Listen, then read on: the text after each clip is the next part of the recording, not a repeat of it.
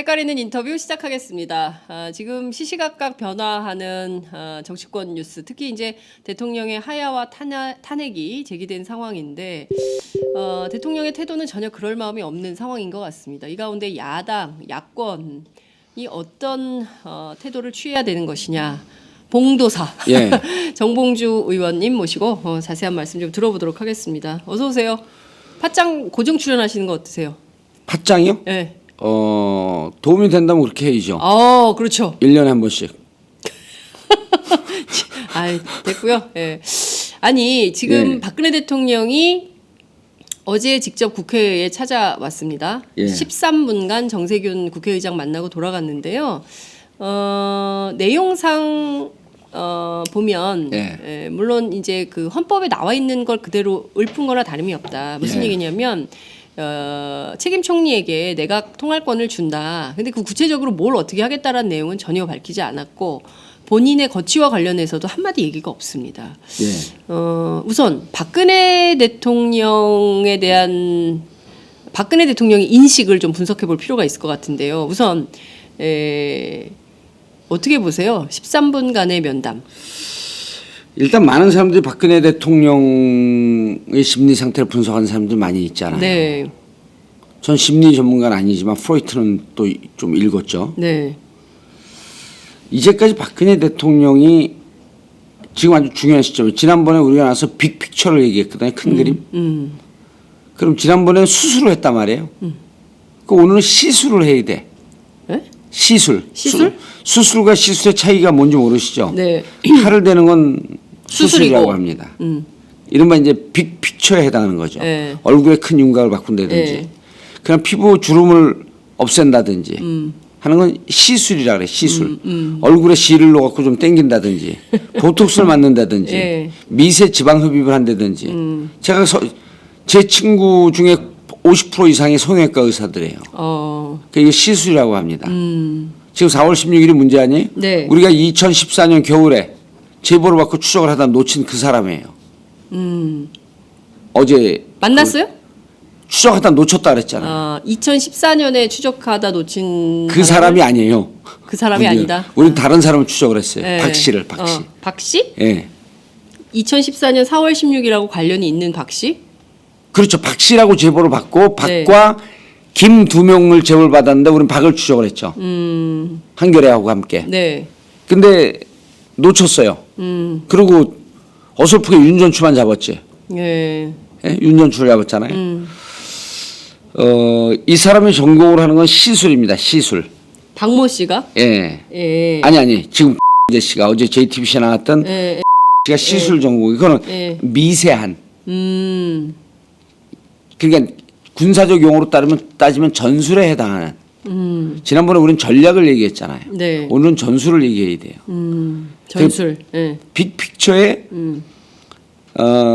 이렇게 얘기했어요. 지난번 얘기를 최재경을 중심으로 얘기를 풀어갔잖아요. 그렇죠. 그러면서 방어하는 듯하면서 방패 뒤에 창을 숨기고 깊게 찌르고 있는 형국이다. 그건 정권 재창출을 향해서 네. 성큼 다가가고 있다. 왜냐하면 여기서 무엇을 하고자 하는 게 아니고 네. 자기들이 둘 다 공멸을 피하기 위해서 둘 다 검찰의 포토라인에 서는 걸 피하기 위해서 정권 재창출로 가고 있다. 그렇게 얘기했잖아요. 네. 자, 지금은 근데 전술을 봐야 돼요. 20만 명 상상해 갑니까? 그 6월 항쟁 때도요. 그때 대학생이었었네. 그 이후에 대학생이었죠. 그 이후의 대학생이죠. 6월 항쟁 때도 10만 나왔어요. 무척 많이 나온 것 같잖아요. 근데 그때는 10만 명이 돌과 화염병을 들었기 때문에 흩어져서 커버했지만 시청합 관계가 10만 명 모였습니다. 지금 20만 명 모였어요. 네. 전국적으로 30만이거든요. 네. 정치부 기자 오래 했으니까 광화문에 10만이 오면 정부가 바뀐다 그러잖아요. 우리가. 그렇죠. 예. 20만이 오는 초대형 사고가 난 겁니다. 그러니까 저쪽에서도 이걸 어떻게 할까? 그러면은 우리 쪽에 그냥 단순 방어에다가는 계속 몰리니까 네. 뭔가 카운터 펀치라도 날려야 되겠다. 그래서 이 상황에서 상황을 모면할 수 있는 수를 써야 되는데 네. 양수 겸장을 쓴 거예요. 누가요? 박근혜 대통령이. 박근혜 대통령이. 박근혜 대통령이 양수 겸장을 썼다. 예.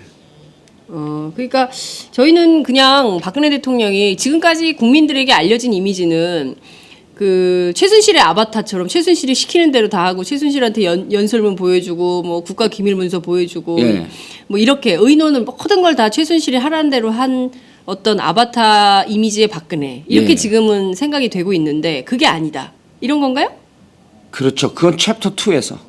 지금 챕터 1을 하고 있어요. 너무 빨리 나갔어요, 진도는? 예. 중간고사 얘기하고 있는데 기말고사 시험 범위 얘기하고 예. 있어요? 그런 사람들 늘 꼴찌예요. 그런데 그거 중요한 거예요. 박근혜는 네. 과연 최애 아바타냐? 요 얘기는 이제 그 뒤에 하고요. 네. 자, 이제까지 박근혜 대통령의 네. 지금으로서는 뭐라고 표현할 수 없기 때문에 대통령이라고 칭하겠습니다. 네. 라고 대구의 여고생이 얘기하는데 저는 눈물이 나면서 정치인으로서 부끄럽기가 그지 없더라고요. 그 어린 여학생들이 네. 꿈과 희망을 갖고 뛰어놀면서 또 시험 공부도 하면서 이래야 할 친구들이 살아있는 역사책 속으로 나왔습니다. 네. 야, 나 진짜 역사, 가짜 역사 우리 프로 듣는 친구인 줄 알았더니 맞아요? 느낌이. 왜냐면 우리가 역사는 살아있는 정치의 현장이잖아요. 그게. 네, 그렇죠. 자, 강론하고 각설하고 박근혜가 이제까지 박근혜 대통령이 이제까지 한 정치를 보면요. 스타일이 딱 이렇잖아요. 자기 지지자만 보고 합니다.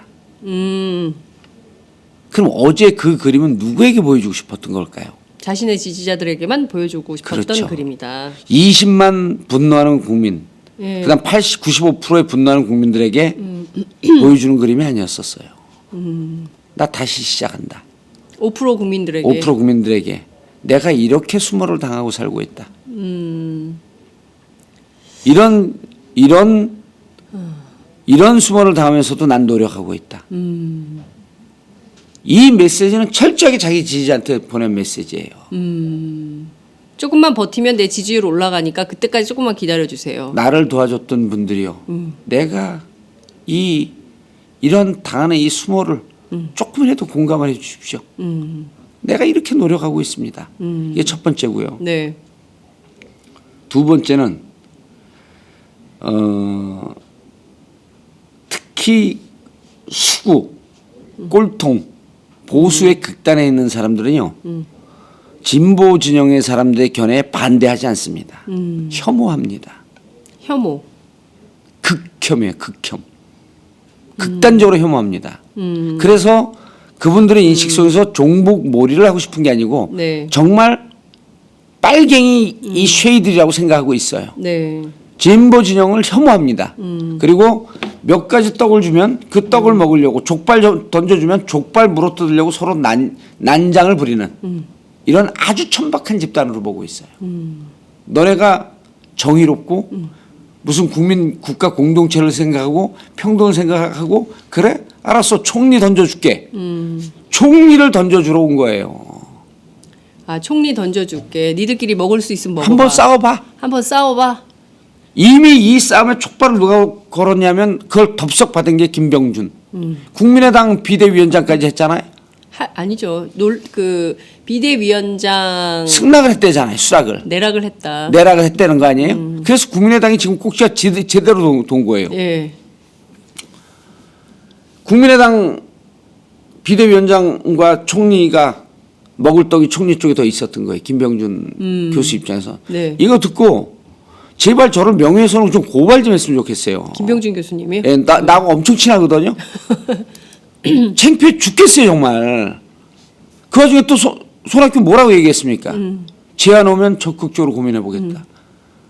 야, 이 족발을 너네 먹지만 내가 먹을게. 저도 몇 군데서 제안이 아니라 전화를 받았어요. 네. 아, 이거 제안 오면 어떡하지? 그래서 가만히 봤더니 네. 제안 받지도 않은 사람이야. 떡 줄 사람은 생각도 안 하는데 김치국물부터 마시는 사람이. 그래서 나는 지금 이 상황의 네. 스탠스는 국민의당이 김병준 비대위원장을 뺏기고 나니까 제일 선명해요. 이분들이 한 저걸 보시자고요. 네. 워딩 발언. 워딩을. 네. 아 놀라워요 진짜 요즘 국민의당 하는 거 보면. 네. 국민의당이 잘하고 있어요? 아 국민의당이 스탠스가 민주당보다 낫습니다 지금. 아. 그래서 어제 뭐라 그랬냐면 국민의당이 예. 박근혜가 던져놓은 파놓은 함정에 빠졌다. 박지원 비대위원장이 한 박지원 얘기죠. 비대위원장 예, 얘기예요. 예. 지금 국민들은 하야하고 탄핵을 얘기하고 있는데 네. 민주당 내부의 주 기류는 네. 탄핵하면 역풍 맞는다. 도울 선생님도 그렇게 얘기했어요. 탄핵하면 예. 헌재가 예. 8대 1이나 7대 2 구조이기 때문에 헌재에서 탄핵을 받아들이지 않을 것이다. 저도 그 도울 선생님 말씀할 때 네. 아 그럴 것이다 했는데 그건 지금까지 아주 평탄한 네. 정상적인 상황에서 그렇게 되는데 50만 명의 거리로 나와 있고 이 국민의 분노가 90%가 넘어가 있는 상태에서 네. 과연 헌재가 그렇게 독박을 뒤집어 쓰겠느냐. 전문용어로 똥통에 빠지겠냐. 헌재가 똥통에 빠지겠냐? 안 그럴 것 같다는 거예요. 만약 국회에서 탄핵을 하면 그러니까 지금은 국민의 하야와 국민의 탄핵 감정이 네. 정치권보다 앞서 나가 있다. 여기서 지금 책임 총리제 갖고 네. 총리를 누가 할 것이냐, 그러니까 총리의 권한이 어떻게 될 것인가라고 하는 얘기를 하면 네. 이렇게 얘기해야죠. 박지원 대표가 한 걸 그대로 읽을게요. 예. 총리 후보만 20, 30명이다. 우리가 총리 문제에 왈가왈부할 때 그 촛불이 야당을 향할 수도 있다. 그렇죠. 그다음 비판은 야당의 대상이 될 것이다. 책임 총리의 범위가 어떻게 될 것이냐. 책임 총리의 권한을 분명히 해라. 라고 하는 순간에 예. 저쪽 프레임에 빠지는 겁니다. 그 야당에서는 이런 얘기를 해요. 오늘 우리가 아침. 이긴 적이 있잖아요. 네. 무상급식 때. 무상급식을 던져놓으니까 새누리당이 무상급식에 들어가는 예산이 얼마인 줄 아냐. 부자들도 다 주자는 거냐. 그래서 우리가 던져놓은 네. 주제에 대해서 얘기를 시작을 해요. 예, 뭐 그건 이건희 말리- 아들도 뭐 주라는 거냐. 그럼 뭐, 말린 예. 거죠. 그럼 무상급식이 이미 국민들 인식 속에 들어가는 거예요. 네. 지금 우리가 책임 총리제에 대해서 말을 섞는 순간 책임 총리제라고 하는 그 국면으로 가는 거예요. 그럼 국민들이 하야 촛불 들고 탄핵 촛불 들 때 책임 총리제 받으라고 한 겁니까? 아니죠. 아니잖아요. 네. 그리고 조배숙 의원이 또 이런 얘기를 해요. 네. 이분 이런 분이 아니야. 맨날 졸고 막 이래가지고 문제가 됐던 분인데. 내가 17대 때는 조백숙이라고 놀려주고 했거든요. 너무 친하니까. 예. 친하니까 이제 예, 또 예. 누나고 그러니까. 예, 예, 근데 이분이 절대 이런 분이 아닌데 예, 이런 말을 해요. 예. 박근혜 정권 몰아내야 할 시기에 야당이 국민 뒤에 있어서는 안 돼. 그리고 공갈 정청래라고 하는 이름을 네. 온 국민에게 알린 음. 주승용. 네, 주승용. 난 이 훌륭해요 이분들이. 주승용 의원이 뭐라 하냐면 이분도 절대 이럴 뿐이 아니에요. 예. 뒷주머니에 숟가락 꽂고 지옥을 다니셔야 될 뿐이 이런 얘기를 해요. 박 탄핵에도 역풍 안 불 것. 박은 절대 하야를 안 하기 때문에 네. 남은 건 탄핵뿐이 없다. 이분 절대 이럴 뿐 아니거든요. 네. 이분 총리하라고 얼른 받았을 뿐인데 본인이 총리 제안 안 오는 거에 대해서 열받은 걸까? 뭐 그건 아니겠지. 예. 예. 지난 노탄핵 역풍 때와는 말도 고사성어를 썼어요. 천양지차. 천양지차다. 완전히 다른 상황이다. 예. 이 국민의당 스탠스가 맞습니다. 무슨 책임 총리제냐 지금 탄핵이다. 무슨 책임 총리냐 물러가라. 그리고 박근혜 대통령 요게 현재 정국입니다. 네. 민주당은요 네. 책임 총리의 권한은 무엇인지. 뭐 조각권을 줘라. 예. 뭐 청와대는 불간섭해라. 그 다음에 국정 개입에 하지 못하게 해라. 정세균 대표 제가 의장 종교화 좀 어제 와갖고 네. 책임 총리를 국회에서 합의하면 네. 권한을 다 넘기겠다. 그럼 거기서 대통령 각하 아직도 상황을 모르십니까? 95% 국민이 대통령에게 반대하고 있고 대통령 행태를 비판하고 있고 네. 70% 넘는 분들이 하야와 탄핵을 요구하고 있습니다. 네. 어떻게 국정 혼란을 가져오지 않고 네. 헌정 질서를 파괴하지 않은 상태에서 국정을 중단하지 않은 상태에서 어떻게 질서 있는 퇴각을 할 것인가를 준비해야 됩니다. 아. 정말 위대한 장수는 진격도 중요하지만 네. 물러설 때를 알아야 돼. 적절한 시기에 물러설 줄 알아야 합니다. 이 얘기를 의장이 했어야죠. 자, 의장은 중립이기 때문에 그 얘기 또 못한다고 칩시다. 네. 야당은 오면요. 네. 지금 무슨 총리냐. 대통령 중심제에서 헌법을 파괴하자는 거냐. 헌법 정신에서 어떻게 책임 총리가 이런 역할을 할 수 있는 우리 스스로 자가당착이고 자기 모순에 빠지자고 하는 거냐. 네. 철저한 대통령 중심제다 이 대한민국은. 당신이 놓는다고 하더라도 책임 총리 임명해놓고 네. 언제든지 당신이 가져가면 끝이다 이거는. 서명권은 대통령한테 있잖아요. 뭐든지. 서명권이 있잖아요. 예. 그리고 이 대목에서 팟짱을 들었어야죠. 정말 책임 총리라고 모든 권한을 놓고 싶으면 네. 당신의 변호사 격인 최재경을 해임하십시오. 최재경이 있는 한 검찰 수사를 믿지를 못합니다 우리가. 네. 이 얘기를 했어요 이 얘기를. 예. 근데 최재경 그렇게 중요한 인물이라 그러잖아요. 그러니까요. 아무도 최재경이 지금 주목을 하지 않아. 팟짱은 계속 얘기하고 있었는데 정봉주 의원님께서도 지난번에 아주 면밀한 분석을 딱 해주셨는데 최재경이 이제 네. 어제는 SBS가 관심을 가졌고 또 네. SBS 오전에 출연했잖아요. 네. 사람들이요 예. 계속 방송도 하고 방송에 나오고 그러니까 지금도 내가 현역 의원인 줄 알아. 전 의원입니다. 예. 그것도 once upon a time, long time ago. 아니 또 영어를 쓰고 그러세요? 예. 너무나 오래된 오래전 일이어서. 일이어서. 예. 여하튼 그래서 이제 이게 첫 번째로 네. 자기 지지자를 보고 정치를 하고 있다. 정리하면 두 번째로 우리 쪽에 폭탄을 던져놨다. 수류탄을 던지니까 네. 수류탄과 이 수류탄이 어떤 형태로 던져졌냐면 족발 형태로 던져졌어요. 족발? 족발. 왜 족발이라고 생각해요? 아 족발 뜯어볼 게 많잖아요. 그러니까 족발을 서로들 물으려고 지금 족발을 이리 예. 한번 상상을 해보세요. 족발을 던져놓으니까 개 한 20마리가 예. 서로 먹으려고 막 물어 뜯으려고 그러는 형국이야. 네. 그게- 잠깐만 이 얘기를 꼭 해야 될 거예요. 국민의당 조배수 의원이 예. 이런 제안을 했네요. 지금 속보인데 총궐기 민중 총궐기 11월 12일이잖아요. 예. 민중 총궐기 전에 야당 전체가 모여서 하는 합동 의총을 좀 열자. 의원총회를 열자. 전체 야당이 모여서 합동 의총을 열자. 이런 제안을 또 했네요. 지금 조배수 국민의당이 정신 차렸다니까요. 그 국민의당의 뿌리는 네. 호남 아니에요. DJ 정신입니까?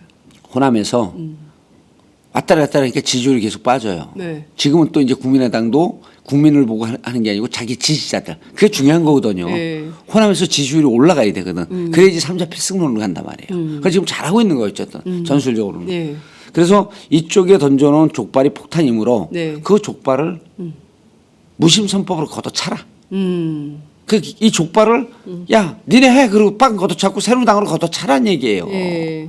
지금 책임 총리자는 아무 의미가 없습니다. 거국 중립 내가 안 받겠다 그러다가 느닷없이 책임 총리는 왜 받아요? 그렇잖아요. 네. 거국 중립 내가 하게 되면 말은 거국 중립 내각이지만 전 논쟁이 빠져갖고 네. 1년 가고 그때 촛불은 유야무야 되고 이걸 자기들이 우려했잖아요. 네, 네. 우려하다가 책임 총리는 당장 눈앞에 떡 족발 있으니까 얼른 덥석 문 거야. 그러니까 실제 제가 어제 그 여의도에 쭉 취재를 했는데 예. 개파별로 누가 총리가 좋을까 막 다들 고민들을 하더라고요. 어떤 사람이 좋을까 추천 좀 해봐 막 입장을 이런. 바꾸면 박근혜 대통령 입장에 생각해 보세요. 웃기잖아요. 그러니까 피켓 들고 있는데 웃으면서 가잖아요. 아니 근데 진짜 환하게 웃으시죠. 예. 표정이 되게 밝더라고요. 속으로 이렇게 생각했을게. 제가 오늘은 최순실이 아니라 정봉주가 아니라 정순실이 한번 내볼게요. 정순실. 예, 예. 카카 참 잘했어요. 그렇게 족발을 던져놓으면 저 미천한 것들은 개돼지들은 족발을 먹으려고 난리가 납니다.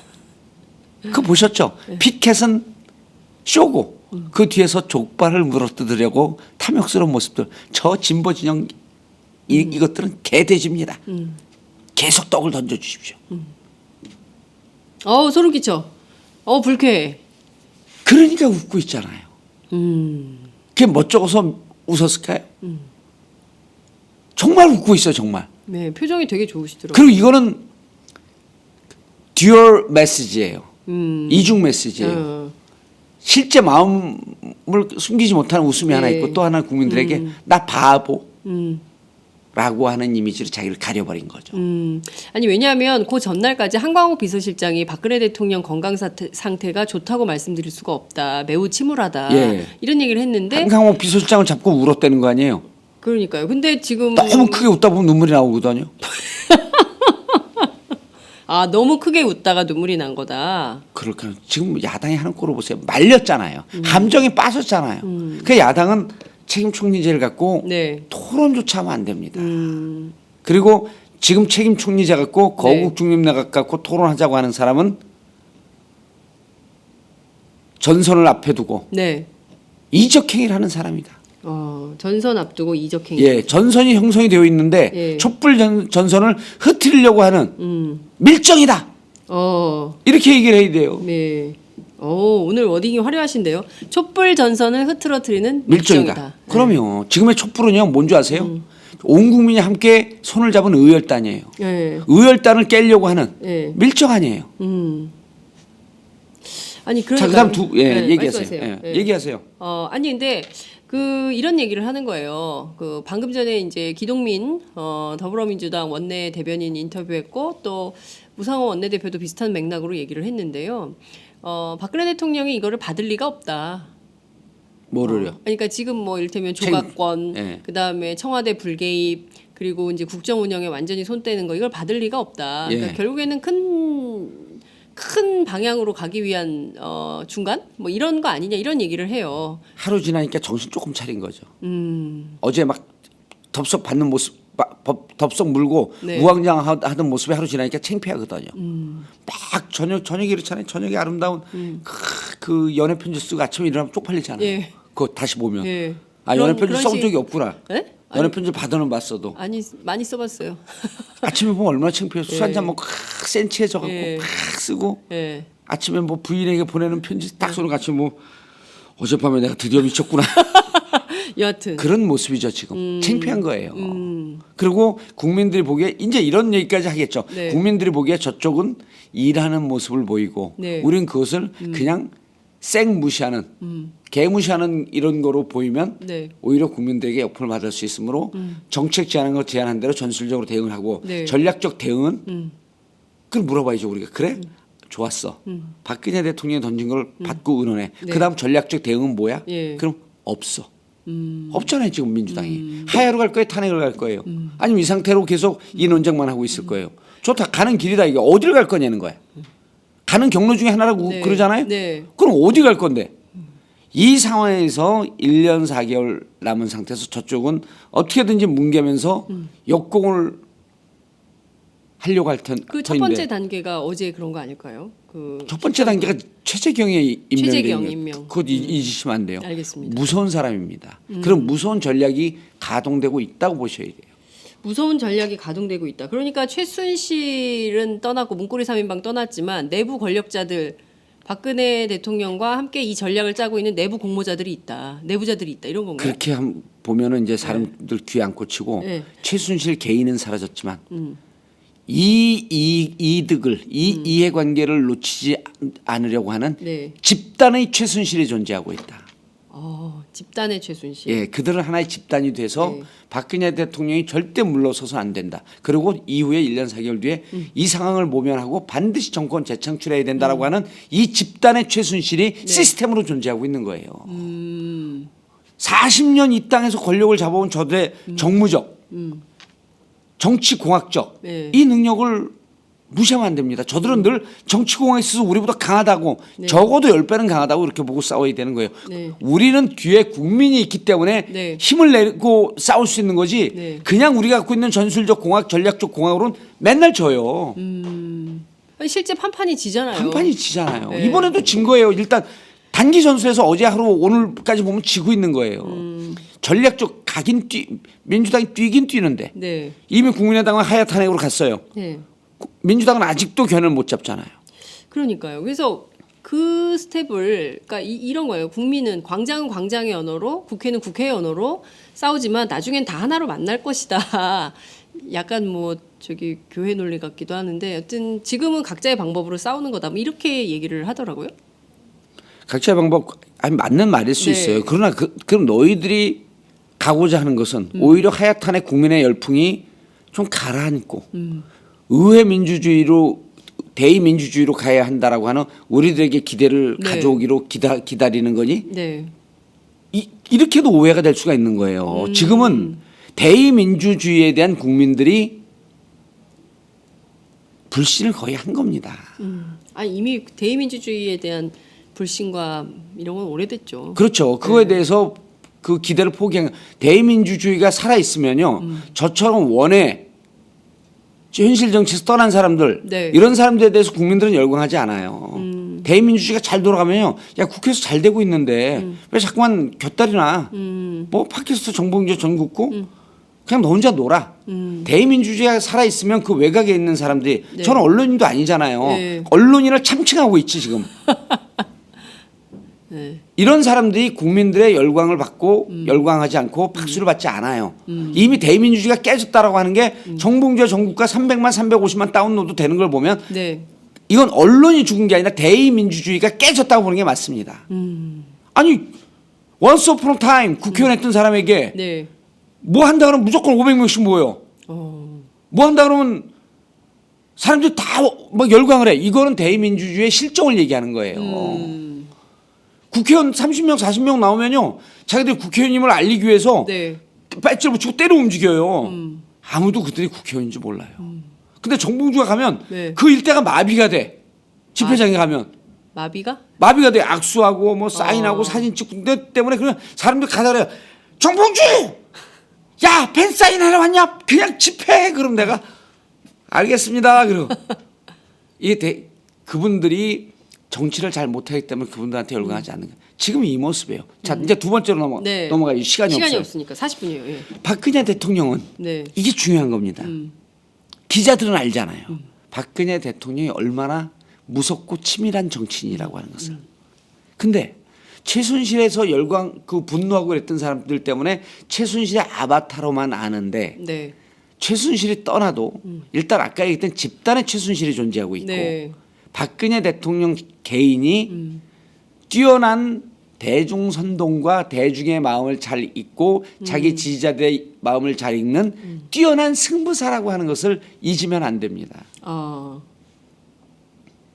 어느 대목에서 밀렸죠? 아니 무서운 분이에요. 그러니까 그거를 뭘 인간이라고 얘기하는데 79년 아버지가 총 맞아 쓰러졌을 때요. 네. 그냥 정상적인 인간이면 펑 울 거 아니에요. 아버지가 돌아가셨냐고. 덜컹할 거 아니에요. 그때 뭐라 그랬어요? 휴전선언이요.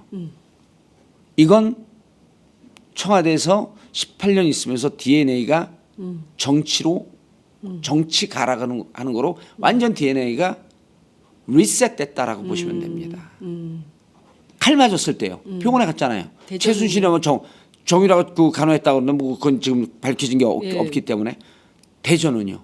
대전이 그때 승부처였었거든요. 예. 지방선거 때죠. 그때가 2010년. 네. 그때 승부처였었어요. 승부처에서 그러니까 이 분의 머릿속에는 네. 늘 승부처에 대한 본능적으로 승부처에 대한 가장 치열하게 싸움이 붙고 있는 전선에 대한 생각이 머리에서 한치도 떠나지 않고 있다는 얘기예요. 그럼 네. 자 5%예요. 지지율은 결국은 요동을 칩니다. 파도와 똑같습니다. 쭉 떨어졌다 다시 고점을 찍고 네. 떨어지고 고점을 찍고 심장이 박동하듯이 파도가 치듯이 네. 지지율은 넘실거립니다. 이 생각을 하고 있겠죠. 그럼 내가 역전할 수 있는 카드는 뭐냐?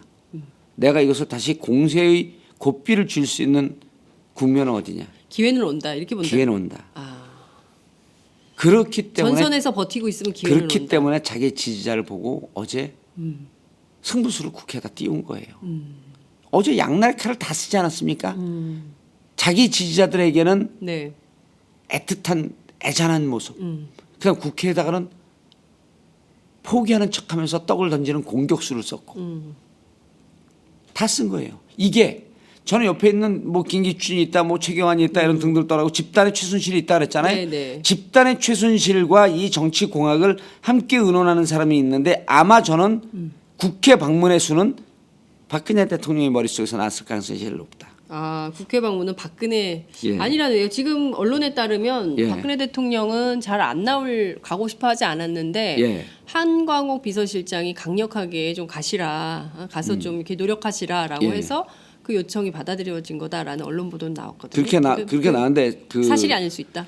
아니 사실일 수도 있죠. 네. 근데 나오기 싫고 정말 절망하면 안 나왔죠. 한강홍 비서실장이 아무리 그 제안을 해도 네. 아 이때쯤 되면 이 정도의 승부수를 쓰는 건 나쁘지 않을 것 같다. 네. 라고 하는 거에 동의를 한 거죠. 그러니까 박근혜 취재하는 기자들이요. 네. 아주 이제 그 훌륭한 기자들 있잖아요. 한겨레의 하호영 기자. 한겨레 하호영 기자 나오면 전국구 그 게시판에요. 비판의 글이 90%예요. 하호영 기자를 비판하는 글이. 예, 하호영이 왜냐하면 문재인 대표를 비판하는 듯한 네. 그 기사를 몇 번 썼거든요. 그게 싫은 거예요. 그거 비판이 듣기 싫으면요. 네. 지금의 박근혜 대통령의 통치가 똑같아집니다. 그렇죠. 비판을 들어야 들어야 돼요. 돼요. 듣기 싫거든요. 네. 그러나 돌아보면 그도 한 개인의 훌륭한 기자가 왜 이 비판을 썼을까? 이런 단점을 극복하지 않으면 대선으로 가는 길이 험난하고 설사 대통령이 된다고 할지라도 네. 성공하는 대통령이 되기가 어려울 것이므로 네. 노무현 대통령 우리 마음속에는 대통령이지만 성공한 대통령은 아니잖아요. 인사에 문제가 있었잖아요. 네. 다 이후에 뒤통수 치는 김만복 아저씨 보세요. 그러니까요. 대학 때부터 국정원하고 무슨 안전기획부 안기부하고 연관이 있다가 국정원 들어가고 네. 결국 새누리당 가잖아요. 그렇게 뒤통수 치면서 새누리당 간 인사들이 한두 명입니까? 반기문 목숨을 걸고 반기문 때문에 정상회담을 2군데 3군데 추가로 더 했다는 거 아니에요. 네. 반기문 유엔 사무총장 총장 시키려고. 만들어주려고. 근데 그분이 돌아가셨을 때 서거하셨을 때 안 왔죠. 한국에 2년 만에 있으면- 왔어요. 2년 만에. 한국에 있으면서도 안 왔죠. 안 왔어요. 2009년에. 이렇게 인사를 갖고 뒤통수를 맞는 일을 많이 했었잖아요. 네. 그래서 성공한 대통령이 못 됐어요. 음. 언론도 검찰도 다 나중에는 했는데 그래서 우리는 네. 이제는 구호가 좀 성공하는 대통령이 되자. 성공하는 대통령? 예, 성공하는 대통령이 성공해야 국민이 행복해지는 거예요. 그래서 한겨레 하호영 기자는 네. 문재인 대통령 될 가능성이 제일 높으므로 좀 이런 단점을 극복하고 성공하는 대통령이 되십시오라고 하는 충원으로 기사를 썼는데 네. 이 음. 너무나 씹어대니까 진짜 댓글 한 번도 아, 못 쳐면 여튼. 안 나오려고 그래요. 그래서 네. 이제 하호영 네. 기자 같은 경우는 예. 그 논조를 피하질 않아요. 박근혜 박근혜 대통령은 무서운 정치인이다. 무서운 정치인이에요. 제가 무서운 보면. 정치인이죠. 예. 이제까지 그렇게 고단수 승부수를 쓴 정치인은 노무현 대통령과 거의 기능 면에서 그 양심과 도덕성은 비교하면 안 되고요. 그건 돌아가신 노무현 대통령에 대한 네. 그 일생일대 모욕이고요. 네. 기능적 내공에 대해서는 무섭게 봐야 된다. 절대 그냥 물러날 사람 아니다. 그러면 여기에서 국민들이 궁금해하고 답답하는 대목, 저희가 이제 계속 길을 찾고 이제 국민들께 어찌됐든 이 국면이 어떤 방향으로 가야 되는가라는 어쨌든 이제 좌표를 설정해 드리기 위해서 하야요, 이런 하야. 방송을 하는 예, 건데요. 하야를 하야. 당이 하야로 가야 됩니다. 하야로 가다 보면 네. 자 하야를 안 할 것 같다라고 하는 네. 인계점이 옵니다. 네. 그럼 국민들이 자연스럽게 탄핵으로 들어가라 이렇게 얘기를 하죠. 예. 지금 탄핵 얘기 뭐하러 꺼냅니까? 하야하라. 네. 그럼 박근혜 대통령이 미꾸라지처럼 요리 네. 빠지고 조리 빠지고 할 거예요. 네. 그럼 국민들이 정말 폭발하는 지점. 여기에서 국민들 열기가 죽을 거라고 생각하면 큰 오산입니다. 왜냐하면요. 몇 명 살아있는 입이 있어요. 4월 16일 어제 JTBC에 보도됐지만 네, 예. 만일에 예. 그 사고가 난 그날 정말 풍문대로 오전에 정모식이가 가갖고 무당을 만나서 네. 이거 어떻게 되겠냐 그러니까 무당이 이모식이라고 하는 무당이 네. 그 다 동아일보 보도에 다 나온 얘기죠. 아 그래요? 예. 다 구조되니까 걱정하지 마라. 그러니까 다 구조된답니다. 이걸 대통령이 이 무속인의 얘기를 듣고 그대로 자기의 일정을 소화했는데 그 소화한 일정이 7시간 말씀하시는 거죠? 7시간 동안 수면 마취를 하고 네. 미세 성형 시술을 받았다고 한다면 네. 이건 상황이 끝나는 거죠. 아이들이 생태 같은 아이들이 지금도 우리가 얘기하다가 그 아이들만 나오면 눈물이 나잖아요. 가슴이 네. 아팠고 얘기를 못 하잖아요. 네. 그러고 있을 때 애들이 살려달라고 손톱이 부셔지고 있을 때 조금 이뻐 보이려고 그 시술을 만약 받은 게 사실로 확인이 된다고 한다면 네. 전 JTBC 취재 다 끝났다고 봐요. 잽을 날린 거죠. 네. 탐사 보도의 정확한 로드맵 아니에요? 네. 탁 던져보고 저쪽에서 물면 나가고. 네. 그렇다고 한다면 이 국민들을 어떻게 용서하겠습니까? 사드 배치를 정말 우리 전국에서 보도했듯이 네. 개성공단을 네. 그 수백 개 업체를 그 피눈물을 나게 하면서 그거를 국정원에서 3일만 늦게 가져가야 될 정보들이 많으므로 네. 3일만 늦게 닫아주십시오. 예. 폐쇄하더라도 예. 그거를 어느 무당이 예. 오늘 폐쇄에 이제 통일이 옵니다. 개성공단을? 개성공단을 네. 이 얘기를 듣고 만약 개성공단 폐쇄한 게 사실로 드러난다면 네. 사드 배치를 그 무당의 얘기를 듣고 강행을 했다면 국가안보 우리 생명에 관한 것을 무당의 손에 의지한 이 대통령을 어떻게 용서하겠습니까? 아직도요. 네. 국민의 분노는 이제 2016년 네. 11월 12일 위대한 한민족의 역사는 다시 쓰는 니나 맨날 건국절 얘기하잖아. 네. 우리 국민들 마음에 대한민국이 한 단계 도약하는 네. 역사의 심리적 혁명이 일어나는 시점이 11월 12일입니다. 그리고 그때부터 나올 카드는 무수히 많은 거죠. 그래서 이 카드는 양파의 핵심은 아직 안 나온 거예요. 그래서 국민들은 하야를 요구하지만 네. 하야를 못 받아들이겠다라고 하는 것이 어느 순간 확인되는 순간 국회는 탄핵으로 가야죠. 이미 확인이 된 거 아닙니까? 국회에 어제 국회의장 만나서도 본인의 예. 거취와 관련해서는 한마디도 하지 않았어요. 그리고 그 이미 헌법에 총리가 내각 통할하도록 되어 있거든요. 예. 내각 통할하도록 되어 있는 거를 재차 반복하는 게 무슨 의미가 있었겠냐는 거죠. 그러니까 결과적으로 보면 본인이 갖고 있는 권력을 나는 놓을 뜻이 없다. 하야는 네. 박근혜 대통령이 하는 게 아니에요. 국민이 만드는 겁니까? 국민이 시키는 거죠. 그래서 박근혜 대통령이 네. 미소를 짓고 있는 거예요. 너네들 지금 20만 모였다 그러는데 그 정도 갖고는 나 하야 안 해. 더 모여라? 100만쯤 모이면은 내가 고민해 볼게. 국민의 인내심을 시험하고 있는 거죠. 네. 그리고 속으로 이 국민들을 언제 국민으로 봤습니까? 자기 신하, 네. 개돼지로 보지 않았었어요? 네. 이 국민들을 언제 무서워했습니까? 무서워하면 이렇게 정치합니까? 무서워하지 않았죠. 그런데 100만쯤 모이면 아 이제 세상이 새로운 세상으로 자기가 좋아하는 환단곡에 나오는 개벽의 시대로 가고 있구나. 이거를 결국 국민이 하야를 시키고 그 하야에 대한 온도 차이가 민주당하고 좀 틀린 거예요. 이 온도가 맞는 순간 네. 맞아서 하야를 요구하는데 하야하지 않아. 국민이 이렇게 명령을 하는데도 안 들어. 네. 그러면 그다음에 정치권에선 대의민주주의가 살아있음을 보여주기 위해서는 탄핵으로 들어가야죠. 지금 배성래 청와대 홍보수석이 예. 그 오늘 오전에 춘추관에서 청와대 출입 기자들하고 만났는데요. 총리에게 강력한 힘을 드리고 또 능력 있는 좋은 분을 추천을 해주면 국회가 얘기하는 거죠. 국회가 추천을 하면 박근혜 대통령은 지체 없이 빨리 임명을 할 것이다. 그래서 청와대가 상당히 서둘러내요. 니네 빨리 총리 임명해서 갖고 와 명단. 우리가 이런 해석을 거잖아요. 해줘야죠. 족발 좀 빨리 물어라. 족발 좀 빨리 물어라. 물을랑 말랑 하지 말고 예. 이 족발 살이 많아. 그 살이 많은데 뜯어보면은 네. 그냥 플라스틱 족발이야. 그 지금 족발 폭탄 너무 웃긴다. 한미월님께서 족발 폭탄 웃긴데 너무 예리하심 뭐 이렇게 문자를 보내주셨습니다. 저는 이게 삶의 골개미가 있잖아요. 골개미 뭔지 아시죠? 아니 근데 예. 그 모르는 거 있으면 다른 데로 화제를 돌리다 골개미가 유머예요. 골개미가 유머예요? 유머. 유머를 한 동양 인문학에서는 골개미라 그래요. 그 골개미가 없는 사람은 반드시 권위주의로 흐르고 권위주의는 반드시 부패한다. 그러니까 정치인들 중에서 네. 유머로서 자기를 무장해제시키지 않은 사람은 믿지 마라 이런 거예요. 모든 골개미가 있는 정봉주. 그렇죠. 의원님. 저는 유머가 있으면 일단 벽이 허물어지잖아요. 그렇죠. 김대중 대통령이 뭐라고 말씀하셨냐면 연설을 시작해서 3분 이내 청중을 웃기지 않으면 네. 그 연설은 실패한 연설이다. 청중이 웃어야지 마음의 장벽이 예. 딱 보거든요. 정치인. 예. 저거 뭐 잘났어? 네가 얼마나 얘기 잘하나 보자. 그럼 딱 이렇게 얘기를 하는 거죠. 오늘 여러분들 제 말씀을 들어온 게 오시면서 다들 집에서 좀 싸우고 나오셨나 봐요. 네. 싸우고 나오셨나 봐요. 그런 사람들 벙해지잖아. 네. 아, 저하고 싸울 듯이 노려보세요. 그렇게 웃으면 풀어지는 거예요. 그렇군요. 그런데 이제 예. 청와대가 자꾸 저렇게 족발을 물어라. 예? 의원님식으로 족발을 물어라. 족발 폭탄. 족발 폭탄. 족발 폭탄 던져놓은 거예요.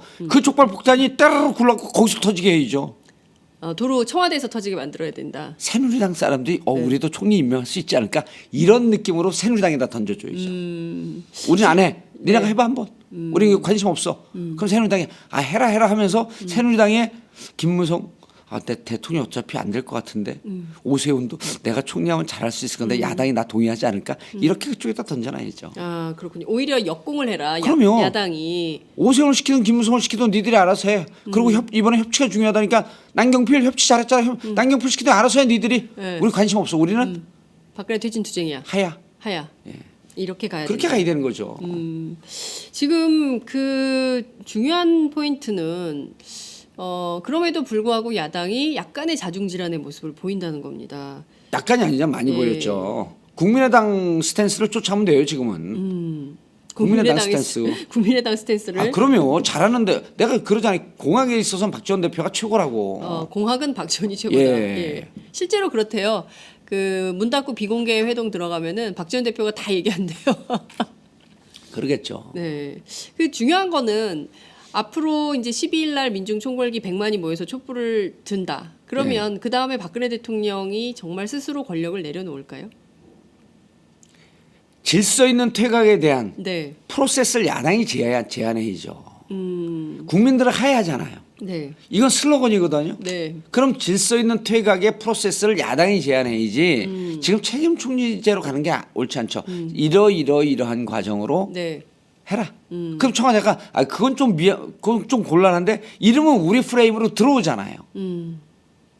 너네 하야하게 되면 국정이 중단된다 그러는데 네. 자 우리가 헌법학자들, 그다음 정치 전문가들, 교수들 앉아갖고 이런 식의 하야는 네. 지금 하야하면 막 이러잖아요 우리끼리 하야하면 60일 만에 선거를 치러야 되기 때문에 네. 뭐 기초단체장들은 출마 못하고 그러니까 또 박원순 시장 이상한 얘기를 해요. 난 출마 못하더라도 지금 하야해야 된다. 내용은 맞는데 본인 출마하는 거 국민들 별 관심 없거든요. 우린 정권 교체지 누가 하는 게 관심이 없어요. 누가 되든 정권 교체. 그러면 예. 아니 그 이름이 어떻게 되세요? 장윤선 기자인가? 네. 장윤선 기자가 대통령이 된들, 정봉주가 대통령이 된들, 우리 진영의 사람들이 집합의 국민의 의지를 모으는 네.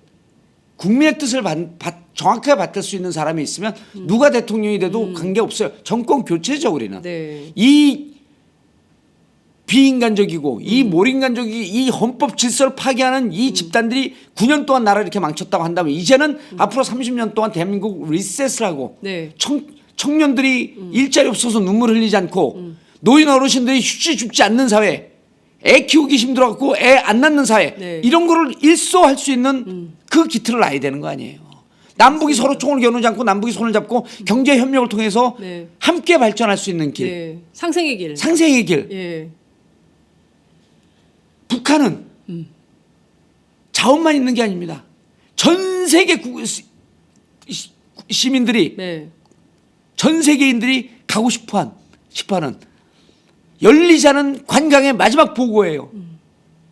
북한 전체를 관광지로 쓴다고 생각을 해보세요. 태국보다 더 많이 갑니다. 그런 무궁무진한 보고가 있잖아요. 네. 천연자원은 둘째치고요. 네. 얼마나 궁금해요. 북한 가보고 싶지 않아요? 그러니까요. 김일성 군 가보고 싶지 않아요? 너무 가보고 싶잖아요. 네. 궁금하잖아요. 예. 정말 김정은이 이렇게 뚱뚱할까?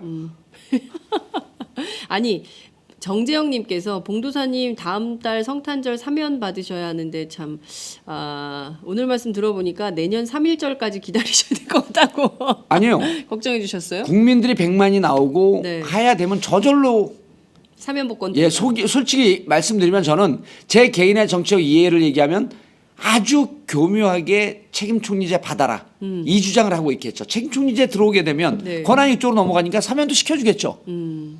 우리 쪽 사람일 테니까. 네, 네. 그러니까 안 시켜줄 수도 있어요. 시켜줄까요? 안 시켜줄 수도 있죠. 뭐 네. 민주당에서 나를 그 경쟁하는 사람 왜냐하면 사면 복권 시켜주면 네. 또 국민들 막 청원을 할 거 아니에요. 정봉주 네. 대선 출마 촉구 연명을 받을 거 아니에요. 이미 네. 대선 후보? 지역위원장들이 60명 스탠바이 하고 있어요. 이 연명장 돌린다고. 진짜요? 이야. 되든 안 되든 이 판을 뒤집어 엎을 이재명 시장 갖고는 부족하다. 혁명적 지도자가 필요하다. 혁명의 시기가 오는 거죠. 예. 저는요. 예. 근데 그게 좀 골치 아픈 게 출마하면 될 것 같아.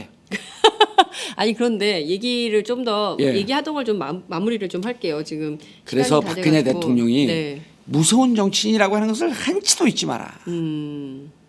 공학에 있어서는 네. 어찌 보면 네.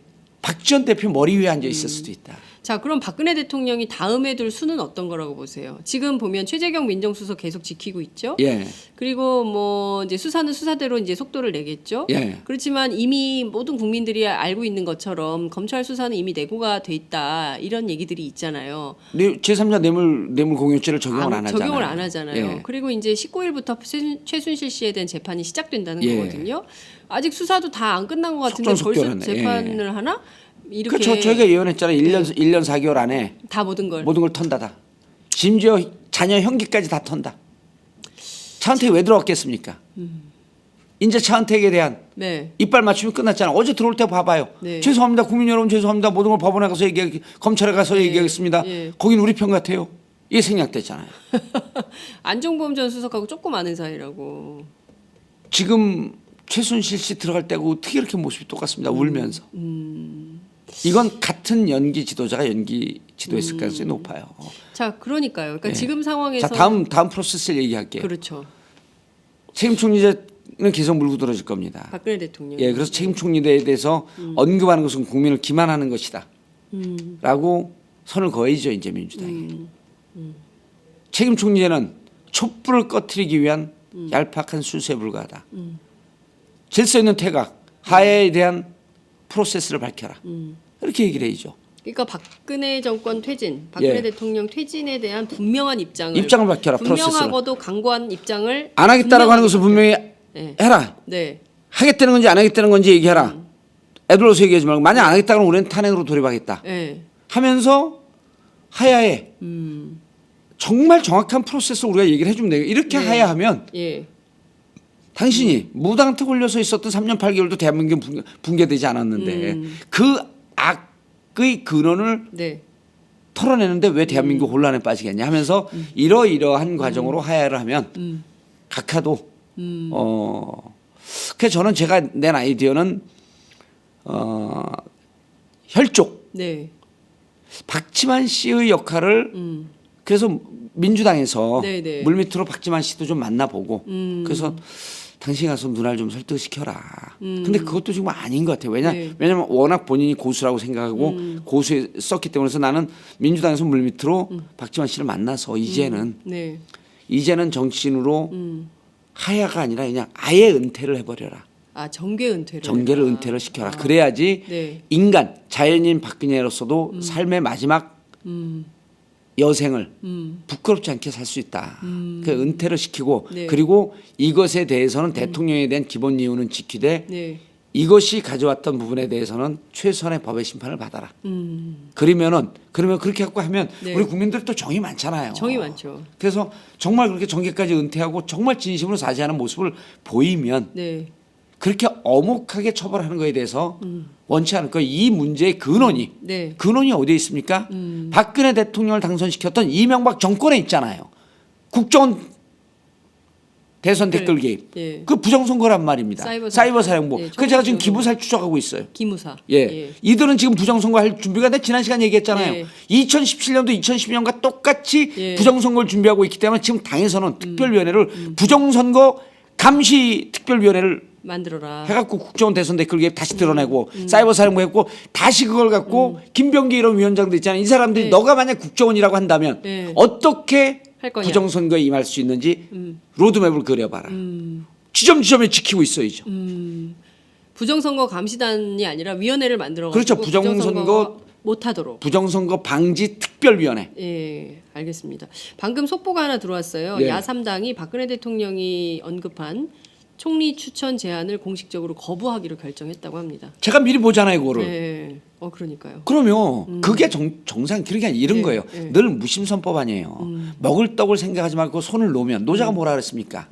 상대방 손을 잡으려면 국민의 손을 잡으려면 내 손에 있는 모든 것을 내려놔야지 손을 잡을 수 있잖아. 악수할 때 이거 들고 갑니까? 그럼 뺨따고 맞죠?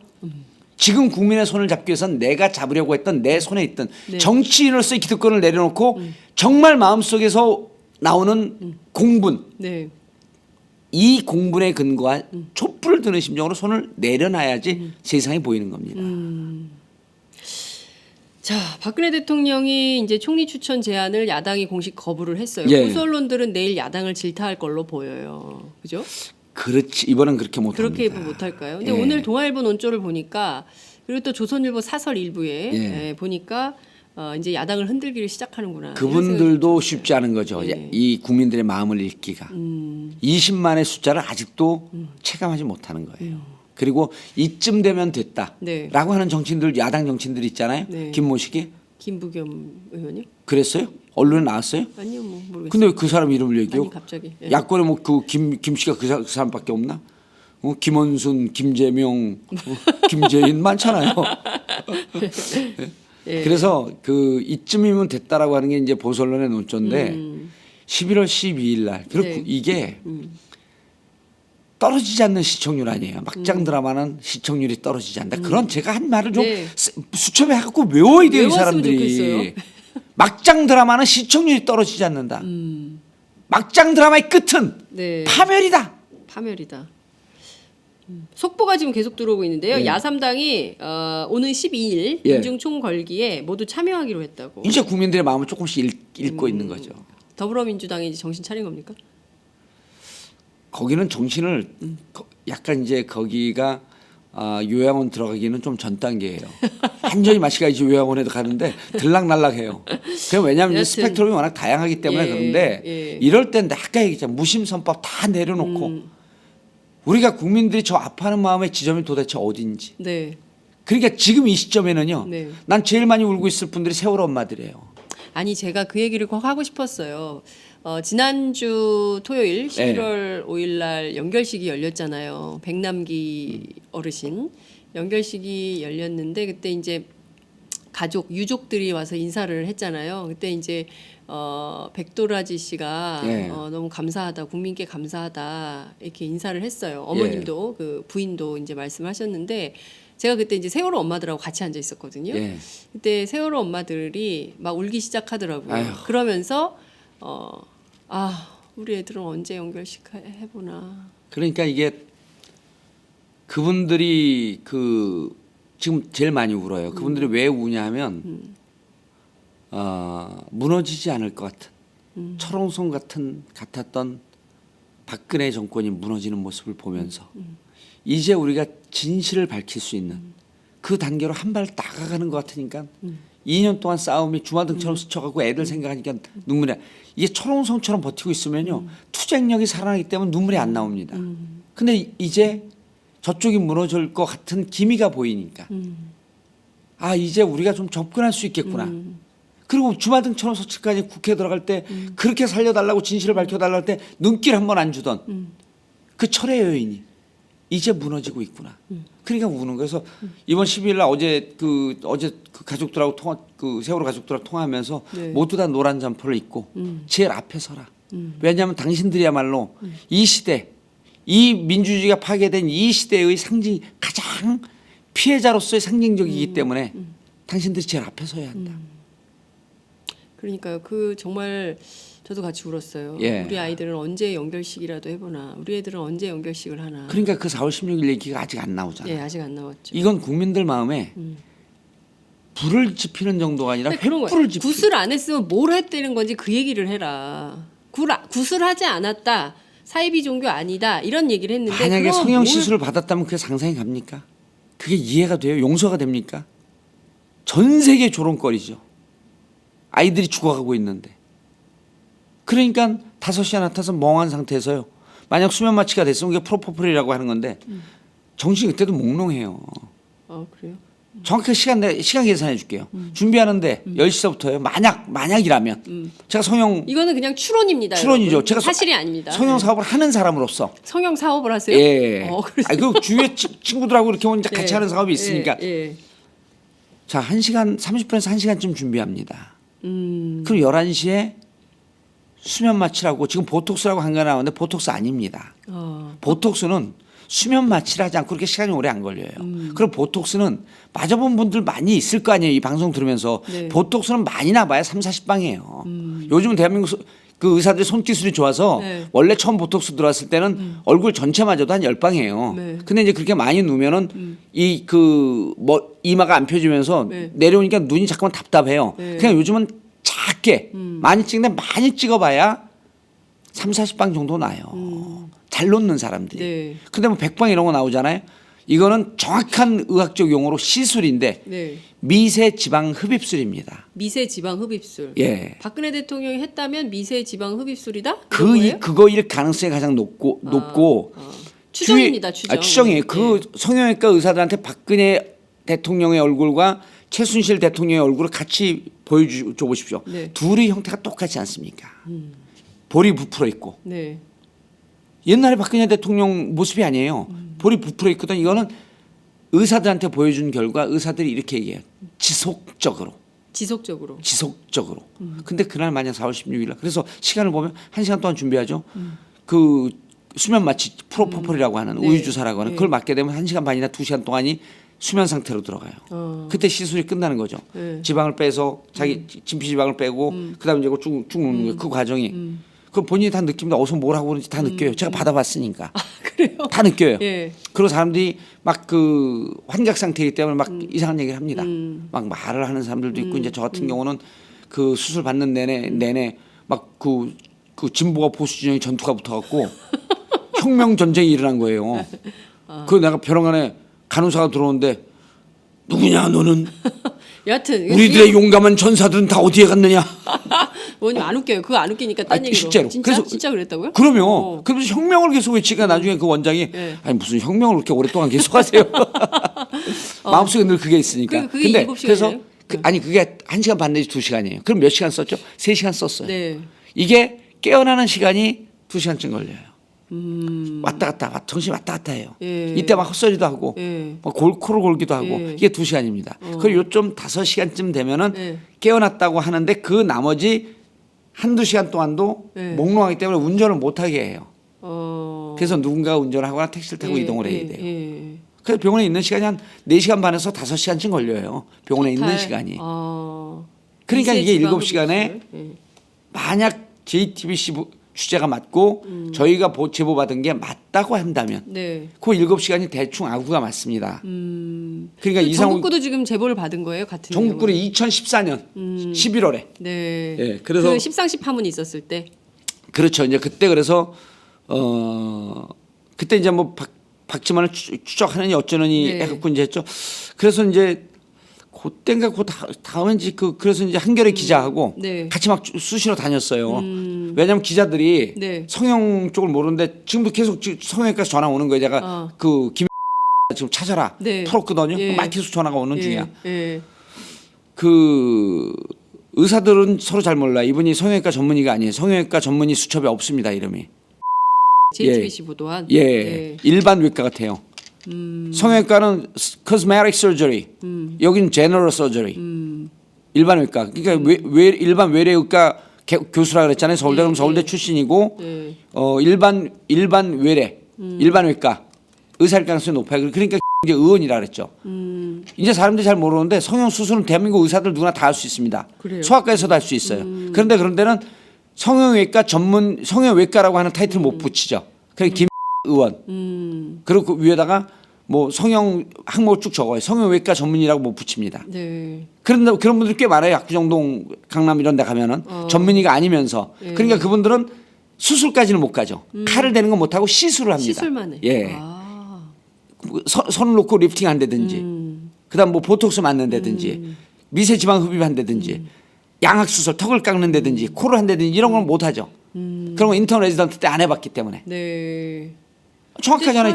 근데 정말 예. 그 뭔가 그 밝으신 성형 쪽에 이 굉장히 해박한 지식이 있다는 생각이 좀 드네요. 그럼요. 진짜 그래서 해보시기 그러면서 제가 이제 이렇게 여성들하고 얘기하면요 견적을 내주고 그 컨설팅을 해주거든요. 근데 안 가요 집에. 왜 집에 안 가요? 아니 계속 듣고 싶어서. 어떤 분이 지금 그러면서 지나가던 분이 의원님 그럼 성형외과 의사세요? 그래요. 어떤 분이? 예, 어떤 분이 지금 그 1시간만 더 해라 막 이렇게 하는데요. 시간이 다 돼가지고 이제 정리를 좀 해야 될 것 같아요. 제가 12시 반에 우리 그 세월호 예. 또 세월호 엄마 약속 있으시잖아요. 예. 가셔야 돼가지고 이제 마무리를 해야 될 것 같은데요. 우선 이제 정리할게요. 네. 족발 폭탄을 던졌다. 안 물기로 했으니 다행이다. 그럼 앞으로 어떻게 갈 것이냐라고 하는 것에 대한 로드맵을 만들어야 된다. 오늘 얘기했잖아요. 얘기하자마자 12일 날 다 나오기로 했어요. 네, 야당이. 예. 자, 하야의 프로세스 하는데 내가 아까 얘기했잖아요. 물밑으로 박지만 씨 좀 만나봐라. 그 박지만 씨 역할을 좀 줘라. 설득시킬 사람 그 사람밖에 없는 것 같다 내가 보기에는. 끔찍하게 생각했었는데 뭐 부정 탄다 그래갖고 가족들 멀리하러서 멀리 했다는 거 아니에요? 네. 그 언론 기사에 예, 따르면. 예, 예.